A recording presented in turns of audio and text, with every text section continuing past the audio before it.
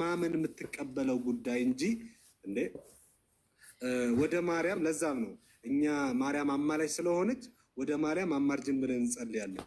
የትኛው ሐዋርያ ነው ያለው በመድኃኒዓለም? እስኪ አንድ ጥቅስ በመጽሐፍ ቅዱስ አማልዱን ብሎ ወደ አንድ ቅዱስ የጸለየ አንድ ሰው ሊገኝ አይችልም። አንድ ሰው ሊገኝ አይችልም። ኢሳይያስ 59ን አንብባችሁታል? ዮኒ ኢሳይያስ 59:16 አንብብልኝ እስኪ። የሚደንቅ ቃል አለ። ኢሳይያስ 59:16 ኢሳይያስ 59:16 እኔ አንብቤው ነበር። አንብባችሁታል? ያንብበውና ራሱ ማኛው ያንብበውና ኢሳይያስ 59:16 ነው ያልከኝ አይደለ? ያ ሰውም እንደሌለ አየ፣ ወደ እርሱ እንደሌለ ተረዳ፣ ተደነቀ። ስለዚህ የገዛ ክንዱ መድኃኒት አመጣለት፣ ጽድቁንም አገዘው። አንብባዋለች ሜርሲዬ፣ ተባረክልኝ። አየሽ ደግሞ ሲነበብ አንዳንዴ መድኃኒት ስለተነገረ እንትን ልንል እንችላለን። እና ይሄማ በእኔ ቋንቋ ጥብስ ነው ይባላል። አየው ምን እንደሌለ አየ ነው የሚለው። ምን ይላል? ሰው እንደሌለ አየ፣ ማንም የለም። አየ የድንግል ምልጃ የለም፣ የማን ምልጃ የለም። ምን አይነት ሰው ነው የሌለው? ሰው እንደሌለ አየ። እግዚአብሔር ወደ እርሱ የሚማልድ እንደሌለ ተረዳ፣ ተደነቀም ይላል። ማንም ማማለድ እንደሌለ እግዚአብሔር ራሱ እንደሌለ ለእግዚአብሔር አይ። ስለዚህ የገዛ ክንዱ መድኃኒት አመጣለት፣ ጽድቁን አገዘው ይላል። ኧረ ተባረኩልኝ፣ እናንተ ትለያላችሁ። አይገርምም? ጫችሁልኝ ነው በቅርቡ ኢሳይያስ ከመወለዱ ከ800 እና ከ700 ዓመት በፊት አሻግሮ እግዚአብሔር ተደነቀ ይለናል። እንዴ ለምን ተደነቀ ምናምን ስትለው ይነግራል። ሰው የለም እንዴ? ሰው እኮ አለ በዘመኑ፣ ነቢያት አሉ፣ ነገስታት አሉ፣ በጣም ብዙ። ኖ የሌለው ሰው አስታራቂ የሆነ ሰው ነው የሌለው። የሚገርም ነው። እናስ ቀኙ አገዘው ብሎ ገና ድንግል ትወልዳለች ትጸንሳለች ብሎ የራሱ የተነበየው ባይዞ የተወሰነ ምዕራፍ ወደኋላ ስትመለስ ኢሳይያስ 53 ላይ ቅድም ኤርሚሻ አንብቦታል። ኢሳይያስ 53 መጨረሻው ቁጥር ላይ ስለ ኃጢአተኞች ማለደ ብሎ እንደውም የአዲስ ኪዳን ጥቅስ ነው የሚመስል ኢሳይያስ 53ን ስታነበው ስለ ስቅለቱ፣ ስለ መከራው፣ ስለ ቤዛነቱ በሸላቾች ፊት እንደሚታረድ በግ ብሎ ኢየሱስን ይስልልህና ይሄ ኢየሱስ ክርስቶስ ደግሞ ስለ ኃጢአተኞች የማለደ እንደሆነ ይናገራል ማለት ነው። ድምጽ ይሰማል አይደል? ቀይ እያሳየኝ። ኦኬ አሁንም ሌላ አርጊውመንት ነው ማነሳላችሁ። አብም ይማልዳል ይላል፣ መንፈስ ቅዱስም ይማልዳል ይላል፣ ወልድም ይማልዳል ይላል። ታዲያ ማነው አማላጅ የሚሉ አሁንም በተደጋጋሚ እንደዚህ አይነት ሐሳቦች ታነሳላችሁ። እንደውም ዘበነ ለማ አንድ ሲያወራ ከሰማችሁት ኤርሚያስ 7:25ንም ጠቅሶ አብም ይማልዳል ይላል፣ ሮሜ 8:26 መንፈስ ቅዱስ ይማልዳል ይላል፣ ሮሜ 8:34 ኢየሱስ ይማልዳል ይላል። ታዲያ ማነው አማላጃችሁ ብሎ አንድ ከተራ ሰው እንኳን የማይጠበቅ ስህተት ሲሳሳት አይተናል። እስኪ ኤርሚያስ 7:25ን እንግሊዝኛውን አንብብልኝ ዮኒሻ። እኔ እንግሊዝኛ ባነብ ትውልዱ ሊወጣ ይችላልና ኤርሚያስ 7:25 ኤርሚያስ 7:25 አይደል? ኦኬ ያ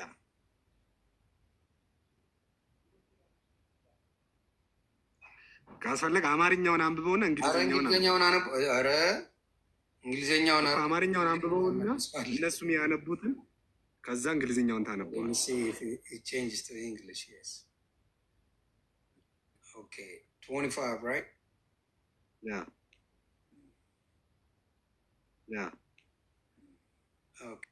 Since the day that your fathers came forth out of the land of Egypt unto this day, I have even sent unto you all my servants, the prophets, daily rising up early and sending them. ማልጄ የሚለው እዙ ከሱ ክፍል ላይ ነቢያቶችን እየማለድኩ እልክ ነበር የሚለው በሱ ክፍል ላይ አብ አማላጅ በአማርኛውም ላንብበው። አማርኛውን አባቶቻችሁ ከግብፅ ምድር ከወጡበት ቀን ጀምሮ እስከ ዛሬ ድረስ በየዕለቱ እየማለድኩ ባሪያዎቼን ነቢያትን ሁሉ ልኬባቸው ነበር ይላል። እየማለድኩ ስለሚል ለኢየሱስ የተሰጠው ምልጃ ይመስላል አይደል? ግን እንግሊዝኛው አፕራይዚንግ ኢን ዘ ሞርኒንግ ነው የሚለው። እየማለድ ስለ ሰዓት ነው እያወራ ያለው ክፍሉ እንጂ ስራ አይደለም። ማልጄ የተነሳው ማልጄ የተነሳው እንደምትለው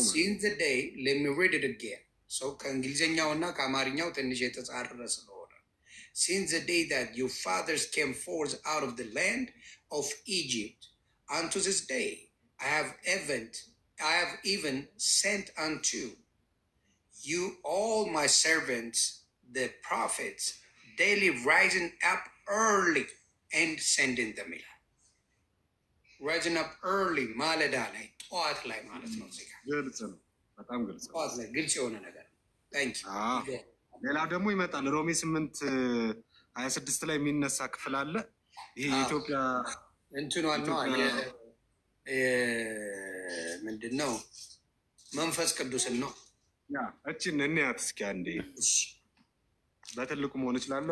ኦ ያ አብሶሉትሊ ብራዘር። ያ ድምጽ ከሰማችሁ የልጅ ድምጽ ነው። ሶሪ እሺ። ኦኬ እሺ። ስለ ምልጃ ይሄ የመጽሐፍ ቅዱስ መዝገበ ቃል ነው። አይታችሁታል። የኢትዮጵያ መጽሐፍ ቅዱስ ማህበር ነው ያሳተመው። እነሱም የሚቀበሉት ነው ማለት ነው። ስለ ምልጃ እንደዚህ ይላል። ምልጃ ገጽ 58 ላይ መሰረታዊ ትርጉሙ አንዱ ስለሌላው መለመን ይልና እነ ሙሴ በምድር ሳሉ ስለ እስራኤል ማለዱ። በየት ሳሉ ነው የሚለው? በምድር ሳሉ። ይህን እንዳትረሱት። በምድር ሳሉ ስለ እስራኤል ማለዱ። ጸሎታቸውም ተሰማ። ዘኍልቍ 14 ከቁጥር 9 እስከ 20። ክርስቶስ ለደቀ መዛሙርቱ ለመነ። ክርስቶስ ለደቀ መዛሙርቱ ለመነ። የት? ሉቃስ 22 ቁጥር 32 ላይ፣ ዕብራውያን 5:7 እስከ 10 ቅድም ሜርሲ ያነበበችው። ምዕመናን ለሌሎች እንዲለምኑ ታዘዋል። ማስረጃ ፊልጵስዩስ 4 ቁጥር 6፣ አንደኛ ጢሞቴዎስ ምዕራፍ 2 ከቁጥር 1 እስከ 2። እሺ ይመጣልሃል ወደ ዋናው። ክርስቶስ ሊያማልድ ዘወትር በሕይወት ይኖራልና በእርሱም ወደ እግዚአብሔር የሚመጡትን ፈጽሞ ሊያድናቸው ይችላል ይልና ዕብራውያን 7:25 ላይ ያለው ማለት ነው። የእርሱ ምልጃ ግን ምን ይላል? የእርሱ ምልጃ ግን እንደኛ ልመና አይደለም። ምክንያቱም ብሎ ለብሎ ያስቀምጣል። አንድ ጊዜ ራሱን መስዋዕት አድርጎ በማቅረብ ለምዕመናን ፍጹም ደህንነትን አስገኝቶላቸዋል። ራሱን በመስጠት ምልጃውን ነው ለዘላለም ሕያው ሆኖ በሰማይና በምድር ስልጣን ሁሉ በመቀበል በአብ ቀኝ ተቀምጧል። ሮሜ 8:34 የደለዙት ማለት ነው። እና ዕብራውያን 7:25 አንደኛ ዮሐንስ ምዕራፍ 2 ጠበቃችን ብሎ ያስቀመጠው። እሺ ከላይ እኮ ቁጥር 26 ላይ እኮ ሮሜ መንፈስ ቅዱስ ይማልዳል ይላል። ምን ማለት ነው ስትለው መንፈስ ቅዱስ ደግሞ ለምዕመናን ያማልዳል። ምን ማለት ነው? ይህም ለድካማቸው ኃይልን ይሰጣል ማለት ነው። ምን ማለት ነው? መንፈስ ቅዱስ ያማልዳል ሲል እዛ ክፍል ላይ ለድካማቸው ኃይልን ይሰጣል ማለት ነው። ስለዚህ እያንዳንዱ ቃል ቅድም ኤርሚ ስጋ እያለ ሲያወራ የነበረ እንዳጋጣሚ መጽሐፌ ላይ ጽፌዋለሁ እና ኮንቴክስት ኢዝ ዘ ኪንግ ኦፍ ቴክስት ይላሉ የመጽሐፍ ቅዱስ አስተማሪዎች። ኮንቴክስቱን አገኘኸው ማለት የመጽሐፍ ቅዱሱን ቴክስቱን አገኘኸው ማለት። ኦኬ ለምሳሌ አንበሳ የሚለው ቃል ስናገር የሆነ አውሬ ነው የሚመጣልህ አይደል? በመጽሐፍ ቅዱስ ለምሳሌ ጻድቅ እንደ አንበሳ በድፍረት ይኖራል የሚል ጥቅስ ታገኘ። ዋው ምን ማለት ነው? ጻድቅ እንደ አንበሳ በድፍረት ይኖራል ማለት አይፈራም እንደማለት ነው። ደግሞ መጥቶ አዲስ ኪዳን ላይ ዲያብሎስን ከሰይጣን ጋር ያመሳሰለዋል። እንደሚጮህ አንበሳ ይዞራልና ብሎ ማለት ነው። ስለዚህ ጻድቅ አጋንንት ነው እያለን አይደለም፣ አጋንንትም ጻድቅ ነው እያለን አይደለም። አንበሳ የሚለው ቃል ስለተጠቀመ ብቻ በጥሬ ቃሉ አንፈታውም። አውዱ ምን ይላል ብለን ነው የምንፈታው እንጂ ማለት ነው። እና ይሄ ነው። ሌላ ደግሞ አንድ የሚነሳ አርጊመንት አለ። ጽፌያቸዋለሁ እና አርጊመንቶቹ ነው ማነሳላችሁ። ምልጃውን ጨርሷል ሲሉ ሰምታችሁ ታውቃላችሁ? ምልጃውን እኮ ጨርሷል በምድር። ስለዚህ አሁን አማላጅ አንለው። እሺ ኢየሱስን ቤዛ ትሉት ትልቁ አርጊመንቱ በጣም ያው እሺ ኢየሱስ ቤዛ አይደለም። ኦርቶዶክሳውያን መቼም አይደለም ካሉን ወደ ትልቅ መንፍቅና እንደገፉ አይ ነው ይላል። ግን እኮ ቤዛነቱን ጨርሷል አይደል? ቤዛ ምትክ ነው። በእኔና በዮኒ ፈንታ በኤርሚ ፈንታ ነው የሚሞተው ካልን አሁን የሚሞታል እያልን እኮ እንደዛ እኮ ነው እያልን እኮ ያለ ነው አይደል? ምክንያቱም ምልጃውን ጨርሷል ካልከኝ ኢየሱስ ቤዛ አይደለም ቤዛነቱን ጨርሷል ልትለኝ ነው የሚገባው። ግን አይደለም። እንዴት ነው ሲባል ዕብራውያን 7:25 አንብበውማ። እሺ ሌላ ስልክ ስላልያዝኩኝ ነው። እሺ ማስነብ ችግር የለም። ኧረ ምክንያቱም ወደ ራሳቸው እንትን ነው የሚገቡት። ምልጃውን ጨርሷል ስለዚህ አማላጅ አይባልም። ቤዛነቱን ጨርሷል ስለዚህ ቤዛ አይባልም ማለት ነው። ግን እሳ ማርያም አማላጅ ትባላለች። አይገርም? እሱ አማላጅ አይባልም። አሁን ጨርሷል። ግን እሷ በምድር እያለች አልጨረሰችም። አሁንም አማላጅ ናት። እሺ ሎጂኩ በጭራሽ ስለዚህ ዕብራውያን 7:25 ስለ እርሱም ሊያማልድ ዘወትር በሕይወት ይኖራልና ስለዚህ ደግሞ በእርሱ ወደ እግዚአብሔር የሚመጡትን ፈጽሞ ሊያድናቸው ይችላል።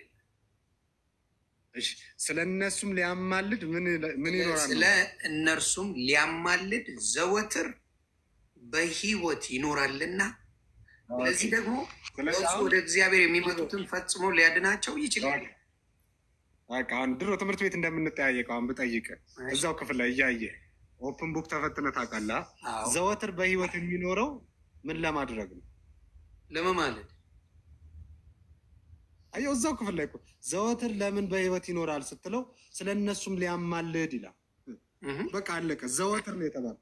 ዘወትር ማለት ዘወትር ነው። ሁልጊዜ ኤክስፓየር ዴት የለውም። ሁል ጊዜ ማለት ኤክስፓየር ዴት ያለው አይደለም። ምክንያቱም እኛ አማላጅ ነው ስንል ከመስቀሉ ጋር የተሰፋ እንጂ ከመስቀሉ ጋር የተነጠለ ምልጃ የለም። ከቤዛነቱ የተለጠለ ምልጃ የለም። አዎ ኢየሱስ ለምኗል። ያው ታውቃላችሁ ሊቀ ካህናዊ ጸሎትን ጸልዋል በዮሐንስ ወንጌል ምዕራፍ 17 ላይ። ስለ እነዚህ ብቻ አይደለም ደግሞ በእኔ ስለሚያምኑት ብሎ ስለ እኔና ስለ አንተም ራሱ ጸልዋል። ታውቃለህ ለምኗል። ዘላለማዊ ሊቀ ካህናዊ ጸሎት በመባል የሚታወቀው ማለት በልመናም ቢሆን ለምኗል። በመካከለኛም ቢሆን መካከለኛ ነው። አንደኛ ጢሞቴዎስ ምዕራፍ 2:5 ለጠበቃነትም ቢሆን ጠበቃችን ነው። አንደኛ ዮሐንስ ምዕራፍ 2:1 ጀምሮ በምልጃም ቢሆን አማላጃችን ነው። በብሉይ ኪዳን የተነገረለትን ያን ቃል መጥቶም በአዲስ ኪዳን የፈጸመው። ስለዚህ የኢየሱስ ክርስቶስ የምልጃ ጉዳይ አንድ ሰው ሊቀበለው የሚገባ ግዴታ የሆነ ትምህርት ነው። አማላጅ ነው ስትል አንዳንድ ሰው እንደ ጴንጤ ሊያረጉኝ ነው ጴንጤ የሆነ ደግሞ ባላለው ትባላል። ለምን የፈለገ ቅድም ያሰማን ዜዶ አንድ ነገር ማናችሁም የኦርቶዶክስ ወንድሞቼ እዚህ ጋር እንነጋገር። ኢየሱስ ጌታ ነው ስል ጴንጤውን ክንዴ አይደለም ይባል። ሌላውን forget about the rest ለምን ይባላል? እስቲ ለምን ይባላል? ኢየሱስ ጌታ ነው ስል ቀጥታ ለምን ጴንጤውን ይባላል? ጴንጤውን ክንዴ ለምን ይባላል? በኦርቶዶክስ ኢየሱስን የምናምን ከሆነ አሜን ነው የምትለኝ አይደል እንዴ? አሜን ነው መባል ያለበት። ማንኛውም መጠጥ አጠጣም እንዴ ጠነጠጥክ እንዴ ነው የምትባል? ዋይ መጠጥን እንደግፋለን? መጠጥ ትክክለኛ ነገር አይደለም። ግን መጠጥ አልጠጣም ኢየሱስ ጌታ ነው ካል ጠነጠጥክ እንዴ ማርያምን ካርክ እንዴ የሚባል ነገር ነው ያለው። ስለዚህ ያንን ልነግር ፈልጌ ነው። አሁን ስትለው አይደለም ስለማማለድ ኢየሱስ ጌታ ነው ብትል ማማለዱን ፎርጌት ባል ኢየሱስ ጌታ ነው ስትል ጠነጠጥክ እንዴ አላልኩም እንዴ እኔ ሌባ ነው ብያለሁ እንዴ? እኔ ዱርዬ ነው ብያለሁ እንዴ? እኔ እንትን ብያለሁ እንጂ የሚል ቀጥታ ዳይሬክት የሆነ ምላሽ አሜን ጌታ ነው የሚል ብዙ ጊዜ መልስ አታገኝ።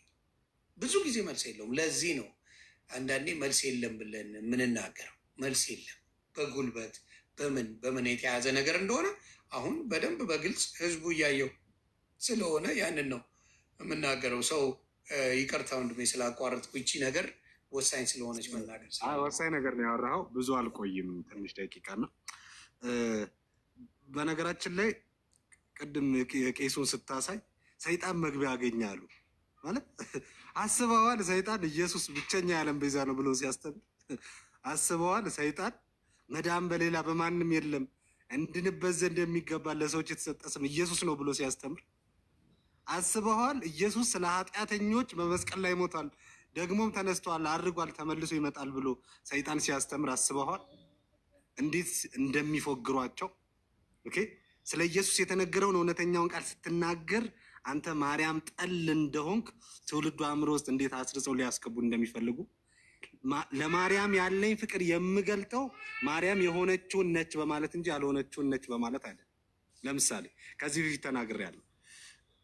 አሁን ሁላችንም እርግጠኛ ነን ዮኒ አሁን ጠቅላይ ሚኒስትር አይደለም እና ዮኒን ስለምወደው ዮኒ ጠቅላይ ሚኒስትራችን ፕሬዚዳንታችን ብል የሰጠው ሹመት እኮ ደስ ይላል፣ ግን ሙድ እየያዘብኝ ነው የምትለው።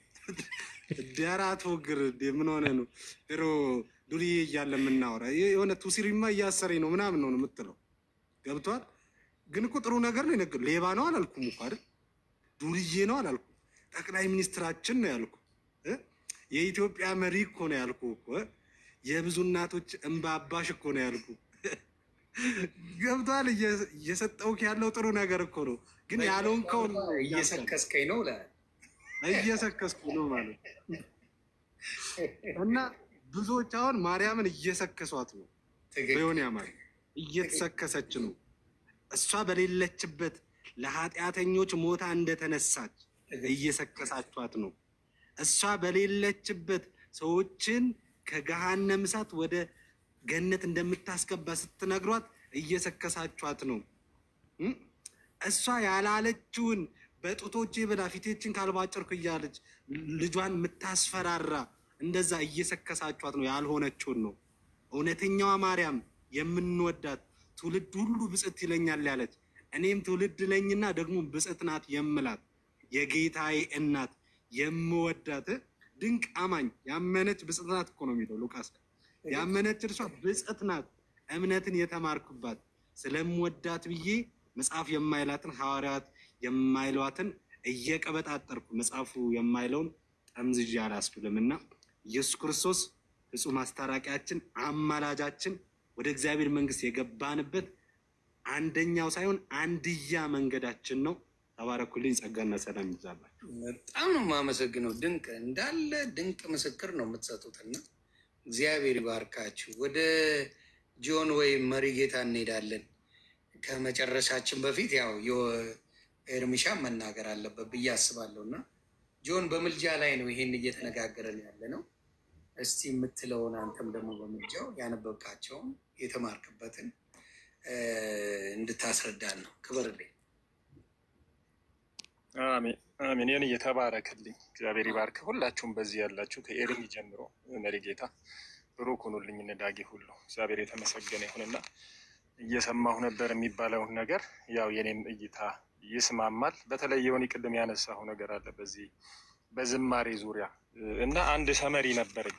ዝማሬ ለፍጡር ነው ለእግዚአብሔር ለአምላካችን ነው የሚቀርበው እና እምነት ከመስማት ነው፣ መስማትን በእግዚአብሔር ቃል እንደሚል የእግዚአብሔር ቃል የማይለውን የእግዚአብሔር ቃል ያላበዛውን ነገር ማብዛት የለብንም። መጽሐፍ ቅዱሳችን ላይ 27 ጊዜ ለእግዚአብሔር ለአምላካችን ዘምሩ ይላል። ስንት አልኩ ዮኒ? 27 ዘምሩለት፣ ዘምሩ፣ ተቀኙለት፣ አመስግኑ የሚሉ ቃላቶችን ሰርች አድርገን ሰመራይዝ ብናደርጋቸው 27 ጊዜ ለፍጡር ወፍ የለም፣ ምንም የለም። በጣም ይሄ ነገር ሊታወቅ ይገባል። ወፍ የለም። ፎኖግራም ይገባል። ምሳሌ ምሳሌ መናገር እንችላለን። ኤፌሶን 5:19 ለጌታ በልባችሁ ተቀኙና ዘምሩ። ቆላትያስ 3:16 በመንፈሳዊ ቅኔ በልባችሁ ለእግዚአብሔር ዘምሩ። መዝሙር 105:2 ዘምሩለት፣ ተአምራቱን ሁሉ ተናገሩ። መዝሙር 68:32 የምድር ነገስታት ለእግዚአብሔር ለጌታ ተቀኙ ዘምሩ።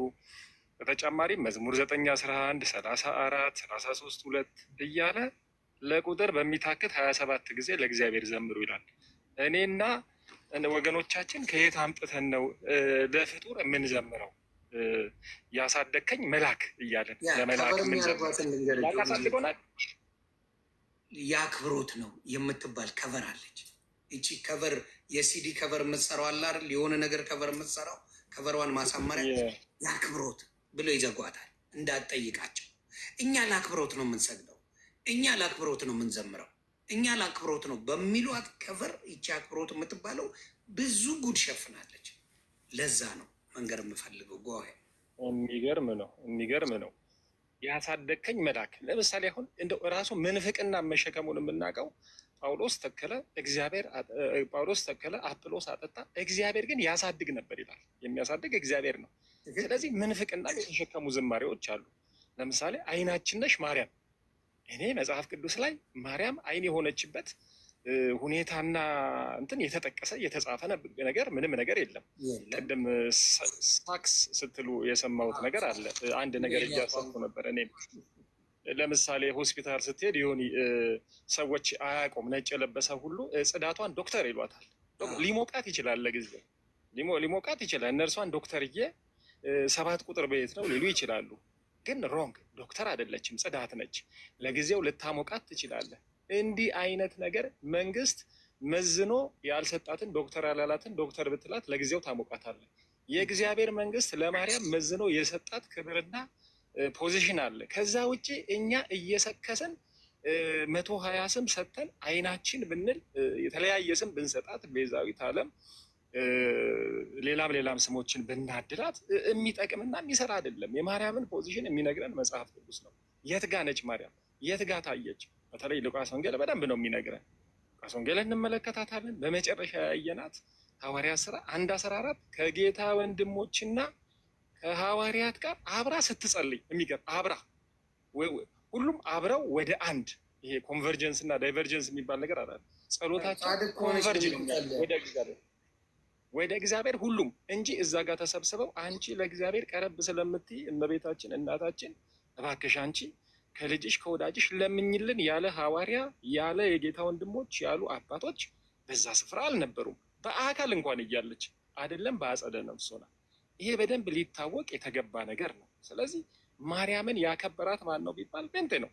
በደንብ አድርጎ ኦርቶዶክስ ያከበራት ይመስላል። ለምሳሌ አዲሱ 2000 ትርጉም ላይ የባሪያይቱን ውርደት ተመልክቷል የሚለው ተቀይሮ የባሪያይቱን ትህትና ተባለ። ኦሪጂናል ቃል ኦሪጂናል ክፍል መንካት ለምን አስፈለገ? መንካት እሷ ትሁት ነኝ ተዋርጃለሁ ዝቅ ብያለሁ በእግዚአብሔር ፊት ያለችውን ነገር ትህትና ለምን አስፈለገ? ይሄ ከንቱ ውዳሴ ይባላል እንደዚህ አይነት ነገር። እና ከሁሉ በላይ ምልጃን በተመለከተ ምንም አይነት ቅዱሳን በአጸደ ነፍስ ሆነው በአጸደ ስጋ ላሉ ለእኛ አፖን ሪኩዌስት እኛ እየጠየቅን የሚማልዱበት ሁኔታ ምንም የለም። ክፍሎች አሉ። ለምሳሌ ያዕቆብ 5 ተመለከተው የሚያወራው ያዕቆብ የጻፈው በአጸደ ስጋ ስላሉ ሰዎች አንዳቸው ለአንዳቸው መጸለይ ስላለባቸው ከእናንተ መካከል የታመመ ቢኖር ይላል ለምሳሌ ብሎ ይጀምራል።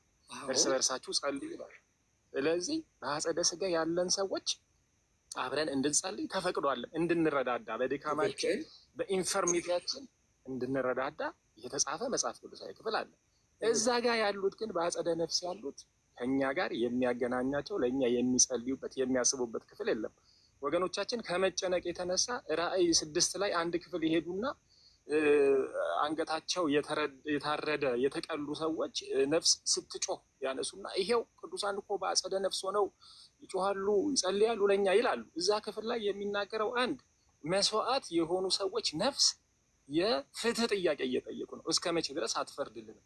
ከምድር ጸሎት ተቀብለው ወደ እግዚአብሔር እያቀረቡ ሳይሆን ስለራሳቸው። አሁን እዛ ካታጎሪ ውስጥ ለምሳሌ ማርያም አትጠቃልልም፣ ተክልያ አይጠቃለሉ፣ አቡያ አይጠቃለሉ፣ ክርስቶስ ሳምራ፣ መላእክት አይጠቃለሉ። አንገታቸው አልተቀላማ። ስለዚህ በማይሆን ጥቅስ እየተጠቀሰ ህዝብን ኮንፊውዝ የማድረግ ነገር አሁን ትውልዱ ሁሉ ነቅ እየሆነ ስለመጣ ብዙ የሚያስኬድ ነገር የለውም። በመጨረሻ ስለ ጸሎቶች እንመልከት። አባታችን ሆይ እና እመቤታችን የሚል ሁለት ጸሎት አለ፣ ጎን ለጎን የሚጸልይ አባታችን ሆይ ሲያልቅ እመቤታችን። ዮኒ አመንክም አላመንክም ኮንትራዲክት የሚያደርግ ጸሎት ነው። አባታችን ሆይ የእግዚአብሔር ጸሎት ነው፣ የመንፈስ ቅዱስ ሀሳብ ነው እዛ ላይ ያለው። ክርስቶስ ኢየሱስ ስትጸልዩ አባታችን ሆይ በሰማይ የምትኖር ብላችሁ ይወርድና ኃጢአታችንን ይቅር በለን በሉ ነው የሚለው ክርስቶስ። እመቤታችን ላይ ግን ኃጢአታችንን ይቅር ይለን ዘንድ ይቅርታና ምሕረትን ለምኝልን ይላል። አየህ፣ ይቅር በለን ለምኝልን። የእግዚአብሔር ሀሳብ ይቅር በለን በል፣ ዳይሬክት አግኘኝ፣ ንካኝ፣ ወደ እኔ እንትን ጩህ፣ እኔም እሰማሃለሁ። በነገራችን ላይ ቆላሲያስ ላይ ነው መሰለኝ ጌታ ቅርብ ነው ይላል። በጸሎትና በምልጃ ልመናችሁን አስታውቁ እንጂ በአንዳች አትታወኩ ይላል። ጌታ ምንድን ነው? በጣም ቅርብ ነው።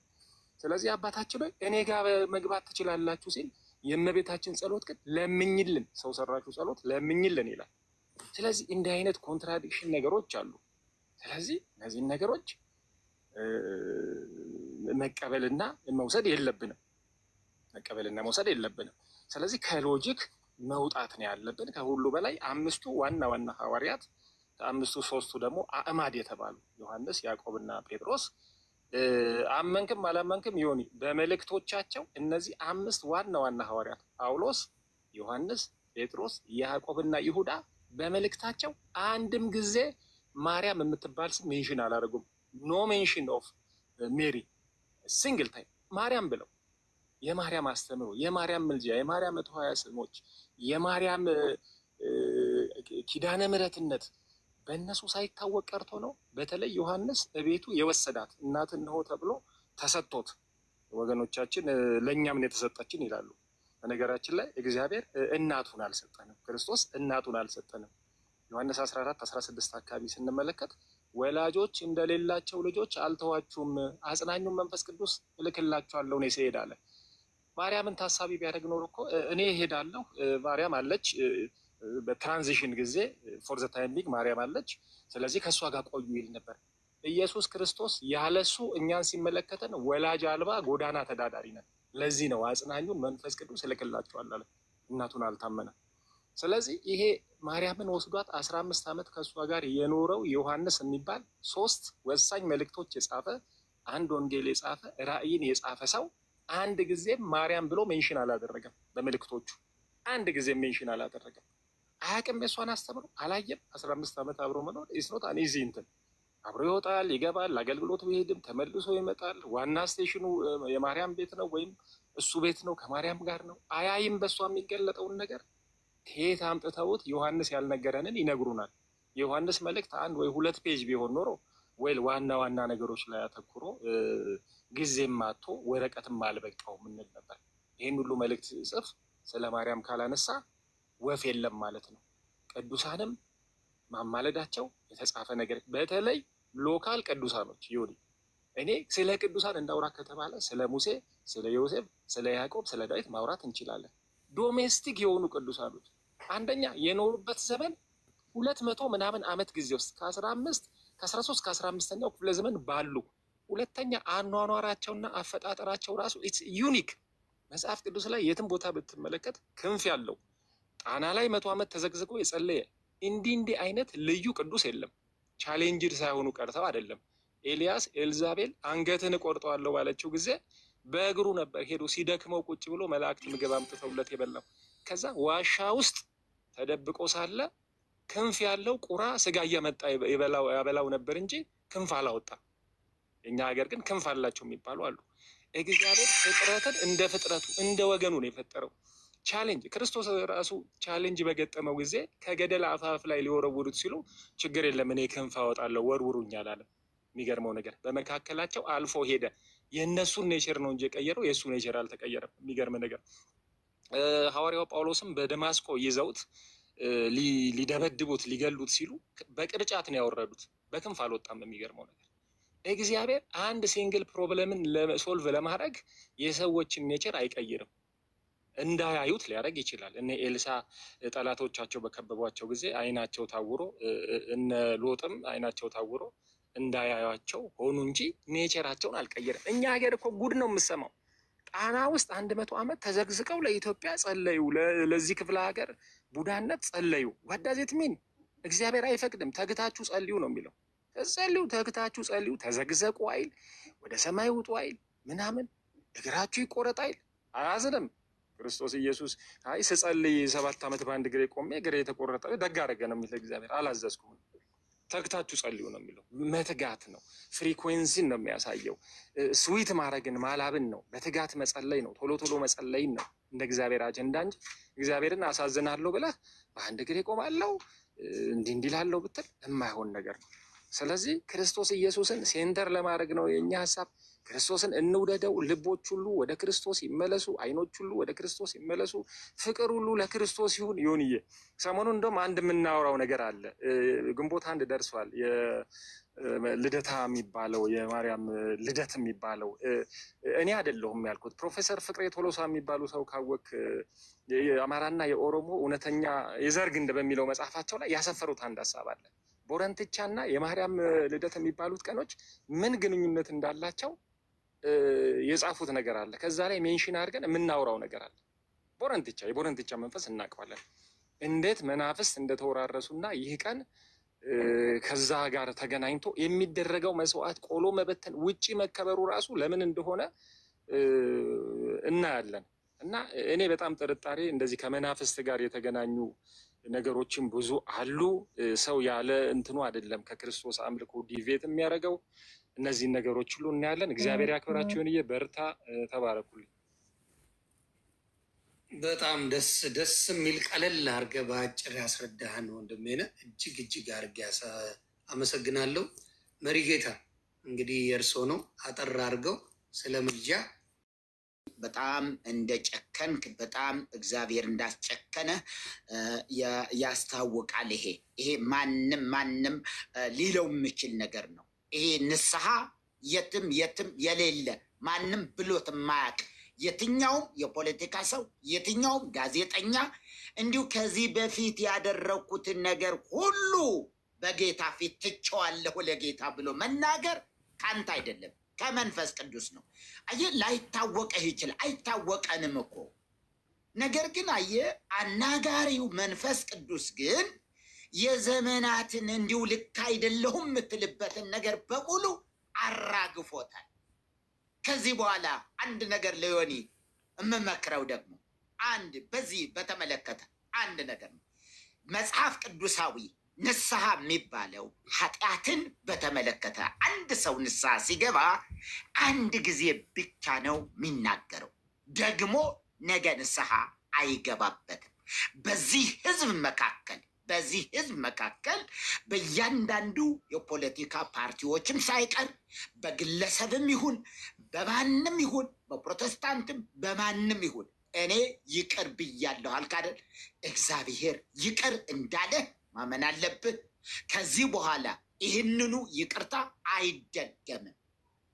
እንዲሁ ጓደኛ ተጣልታችሁ አንድ ጓደኛ ጋር ተጣልተ ቢሆንና ሰው ቢያስታርቅህ በተገናኘ ቁጥር እንዲሁ ይቅር በለኝ አትለው። አለቀ፣ ጨርሳል። አንድ ጊዜ ጨርሰዋል።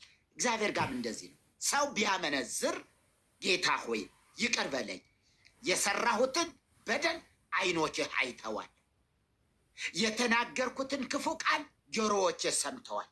ስለዚህ በልጅ በኢየሱስ ክርስቶስ ደም እጠበኝ፣ አንጻኝ። ስላነጻኸኝ ስላጠብከኝ አመሰግንሃለሁ። ጨረሳለቀ። ሌላ 300 ስግደት፣ ሌላ 4 ዓመት ስግደት የሚባል ነገር የለውም። በኦርቶዶክስ ቤተክርስቲያናችን እንዳለው ማለት ነው። የካህን ሚስት የተመኘ 7 ዓመት ነው ንስሐው። ስለተመኘ 7 ዓመት፣ በ7 ዓመት ውስጥ ምን ያህል ኃጢአት እንደምትሰራ እግዚአብሔር ይወቀው። ደግሞ ሌላ ኃጢአት እና የንስሐ በጣም እግዚአብሔር ይመስገን ስለ ንስሐ እሱ አርክቶኛል። ዛሬ ከምንም በላይ በቃ ያረጋገጥኩበት ይሄ ትልቅ ማይተም ነው ለመዳን። እግዚአብሔር ይመስገን፣ ክብር ለጌታ ይሁን። ሌላው የኢየሱስን ምልጃ ኤርሚም በጣም በብዙ ስፍራ ሲናገረው ነበረ። እውነት ነው፣ በትክክል በኦርቶዶክሳውያን ግን ምንድነው እርሱ አማላጅ እንጂ ፈራጅ አይደለም ነው የሚሉ በታሪክ ሌላ ጊዜ እነግርሃለሁ። በታሪክ 1972 ዓመተ ምህረት የካራ እንትን ብለዋል። አሁን ከተዋህዶ ጋር ተቀላቅለው አንድ አይነት ስለሆነ መለኮት ብቻ ነው አድርገውታል እነሱ። ያም ሆነ ይህ ግን አንድ ነገር ግን መናገር የምፈልገው ምንድነው? መጽሐፍ ቅዱስ የሚለው መጽሐፍ ቅዱስ ስለ ፈራጅነቱም ሰው ስለሆነ። ለምን ፈራጅ ተባለ? ሰው ስለሆነ። እንዴ ያማልዳል ምንለውስ ምን ስለሆነ? የሰው ልጅ ስለሆነ። አምላክ ወደ አምላክ አይለምንም። መለኮት ወደ መለኮት አይለምንም። አሐዱ ውእቱ መለኮተ ሥላሴ። የሥላሴ መለኮት አንድ ነው። የሥላሴ አምላክነት አንድ ነው። አምላክ ወደ አምላክ አይጸልይም። ታዲያ ማን ነው የሚጸልየው? ታዲያ ማን ነው ደሙን ያፈሰሰው? ታዲያ ማን ነው የሞተው ስንል ሰው የሆነው ክርስቶስ። ሰው የሆነው ክርስቶስ የሚፈርደውስ ሰው ስለሆነ። አምላክ ስለሆነ ይፈርዳል እንዴ? አይደለም፣ ሰው ስለሆነ። ለዚህ ነው እኮ አርገ በስፋት ውስተ ሰማያት ወነበረ በየማነ አቡ ዳግመ ይመጽእ በስፋት ይኮንን ሕያዋነ ወሙታነ። ምን በክብር ወደ ሰማያት ምን አለ? አረገ። በአባቱ ቀኝ ምን ተቀመጠ። ከዛ ይመጽእ ዳግመ ይመጽእ፣ ዳግመኛ ይመጣል። መለኮት ነው ይመጣል ምንለው? አምላክ ነው ይመጣል ምንለው? ማንም ይመጣ በስጋ ያረገው እንዲሁ በስጋ ደግሞ ይመጣል። ምን ሊያደርግ? ይኮንን ሕያዋነ ወሙታነ፣ በሕያዋንና በሙታን ላይ ይፈርድ ዘንድ። የምን ወዲያ ወዲህ ማለት አንዱን ጥሎ ሌላዋን ጠልጥሎ የሚባል ነገር የለም። ስለዚህ ፈራጅ ነው ስንል ምን ማለታችን ነው? ሰው ስለሆነ። ሰው ስለሆነ ዮሐንስ ወንጌል ምዕራፍ 5 ቁጥር 23 ላይ ሰዎች ሁሉ አብን እንደሚያከብሩት ወልድን ያከብሩት ዘንድ ፍርድን ሁሉ ለወልድ ሰጠው እንጂ አብ በአንድ ሰው እንኳ አይፈርድም። ማን? አብ በአንድ ሰው እንኳ አይፈርድም። ፍርድን ለማን ሰጠው? ለወልድ። እሺ ለወልድ ሰጠው። ቁጥር 27 ላይ ልለፍና ወደ ምልጃው ልምጣ። ቁጥር 27 ላይ በዚሁ ምዕራፍ 5 የሰው ልጅም ስለሆነ ይፈርድ ዘንድ ስልጣንን ሰጠው። ማን ሰጠው? አባቱ። ምን እንዲያደርግ? እንዲፈርድ። በዚህ ርዕስ ላይ እንዲሁ ረጅም ጊዜ ቢሰጠኝ ኖሮ ሌላ ጊዜ ይሰጠኛል። በደንብ አድርጌ ከአዋለዱም ሳይቀር ከትርጓሜ መጽሐፍ ሳይቀር ከሃይማኖተ አበው ከቅዳሴውም በደንብ አወርደዋለሁ። የሰማነውን በእዝነ ልቦናችን ያሳድርብን። ወደ ትንሽ እቺ መልጃዋ ላይ ከመጽሐፍ ቅዱስ እንዲህ ይላል። ምዕራፍ 14 ቁጥር 15 ላይ ዮሐንስ ወንጌል ምዕራፍ 14 ቁጥር 15 ብትወዱኝ ትእዛዜን ጠብቁ፣ እኔም አብን እለምነዋለሁ። ለምኘዋለሁ አይደለም የሚለው፣ እለምነዋለሁ። የት ሄዶ ነው የሚለምነው? ይኸው እለምናለሁ ለዘለዓለምም ከእናንተ ጋር እንዲኖር ሌላ አጽናኝ ይሰጣቸዋል። አጽናኙን ለምኖ የሚያሰጠን የት ነው ሲባል እምድኅረ ዕርገቱ፣ ከዕርገት በኋላ። ማስረጃ የሐዋርያት ሥራ ምዕራፍ 2:33 ላይ ይህን ምዕራፍ 2:33 ምን አለ? ስለዚህ በእግዚአብሔር ቀኝ ከፍ ብሎና የመንፈስ ቅዱስን የተስፋ ቃል ከአብ ተቀብሎ። ከማን ተቀብሎ? ከአብ ተቀብሎ። ከፍ ካለ በኋላ ማለት ካረገ በኋላ እምድኅረ ዕርገቱ ይለዋል። ካረገ በኋላ ከአብ ተቀብሎ ይህን እናንተ አሁን የምትሰሙትንና የምታዩትንና የምትሰሙትን አፈሰሰው። ከአብ ተቀብሎ ስሙ ብሩክ ይሁን። እንዴት አይነት ደስ የሚያሰኝ ነው! ኢየሱስ እረፍት ነው እኮ እረፍት ሊሰጥ የመጣው እሱ ብቻ ነው። እረፍት ሊሰጥ ለትውልድ ትውልድን ለማዳን የተገለጠ እርሱ ብቻ ነው፣ ማንም አይደለም። በሌሎች ሰዎች በፍጡራን በኩል መንግስተ ሰማያት መውረስ ወደ እግዚአብሔር መንግስት መቅረብ የሚቻል ቢሆን ኖሮ በጣም ጻድቃን የተባሉ ብዙ ነቢያት እግዚአብሔር የተጠቀመባቸው ታላላቅ ነቢያት እንደነ ኢሳይያስ፣ እንደነ ኤርሚያስ፣ እንደነ ዳንኤል የመሳሰሉ አበይት ነቢያትና ሌሎቹ 14 ነቢያት ነበሩ። በእነሱ ምንም አልሆነም። ምክንያቱም እግዚአብሔር ራሱ ተናገረ። እግዚአብሔር ያጭ ተናገረ። እግዚአብሔር ምን አለ? በመዝሙረ ዳዊት 13 ላይ እግዚአብሔር ሐወፀ እምሰማይ ዲበ እጓለ እመሕያው፣ እግዚአብሔር ከሰማይ ሆኖ የሰው ልጆችን ጎበኘ፣ አየ።